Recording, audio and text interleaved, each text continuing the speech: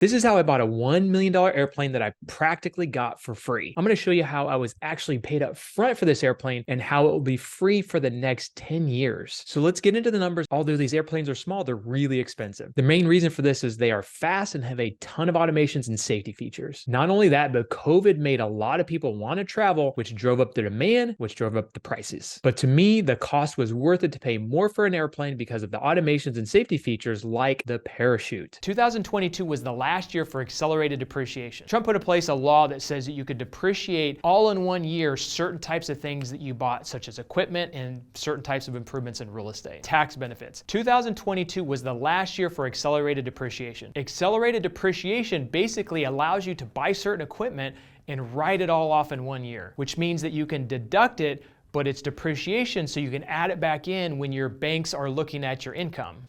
We do this with equipment and we do this with a lot of things in real estate. So why $1 million? Why would I have not bought a cheaper airplane? So I went for a Cirrus SR 22 turbo. This plane is super fast and has a lot of safety features, which when I'm flying my family is very important. And one of those safety features is a parachute. Not a parachute for me, but it's actually a parachute for the whole airplane, which makes me feel better flying and makes it way safer for the family. The other beautiful thing is because it's a turbo, it flies super high and super fast over weather, so I can rent it for a lot more money. I can actually rent this plane for $675 an hour while I'm not using it, which means I only have to rent it for about 20 hours a month to help pay for most of the airplane. Another thing is time is money. This saves me a lot of time flying. I take a lot of flights from San Diego to Vegas as well as Phoenix. It's a little over an hour to each one of these places, but I save an hour and a half of driving and the airport time, which saves me another 2 hours on each trip. And because I'm not flying commercial, I can fly into any airport, which saves me a ton of drive time. For Phoenix, for instance, there's about 3 or 4 different airports I can fly into, and depending on where my meeting is, depends on where I want to fly into. And last of all, it's just fun. On top of that, when I bought my airplane, there was a lot of buzz about it, and I think I've gotten some clients because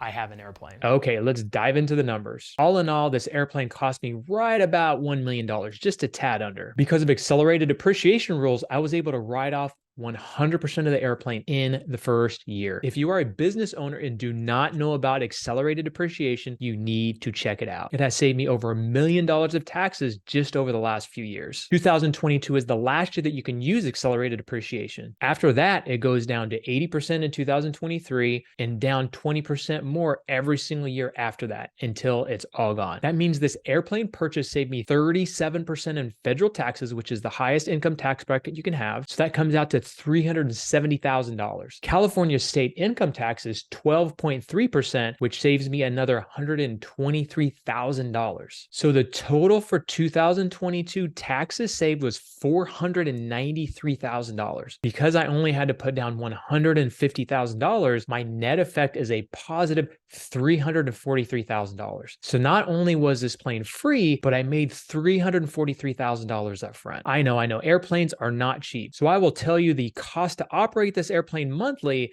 and how I get a good chunk of this paid every single month. On an airplane like this, you can usually get a 20-year loan, but I was only able to get a 15-year loan. My interest rate was in the mid 4%, which I know is hard to get now. So the monthly payment on this airplane is $6,509.33 per month. Then for insurance, you add in another $1,460.40. And I was able to get this so cheap because I put it on a blanket policy, and I'll tell you how I did that here in just a little bit. Usually for a newer pilot, insurance policies can be, for a plane like this, $2,000 all the way up to $3,000. I like this inside of a hangar because it protects the airplane. And I have this airplane at Montgomery Gibbs Airport, which is KMYF, and this cost me $800 a month. I know, super expensive, but it's California. Bringing a total cost of around $8,715. This is before I even start flying the airplane.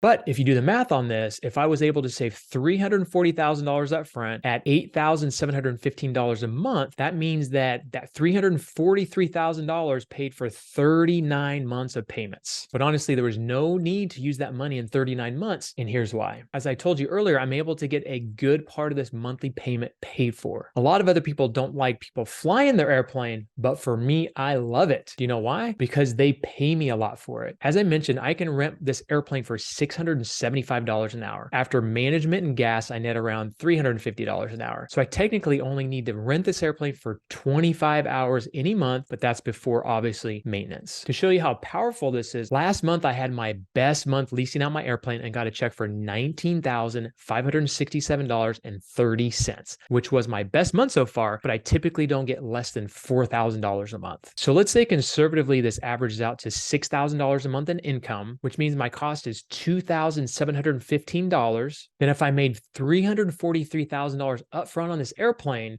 that means I could use that to pay for 125 months or 10 years of payments. That, my friends, is how you get a plane practically free. If you want to see how I'm going to start using this method with jets, subscribe and hit the notification button and follow my journey from single engine airplanes to flying jets. Speaking of jets, if you liked this video, you should check out this video next.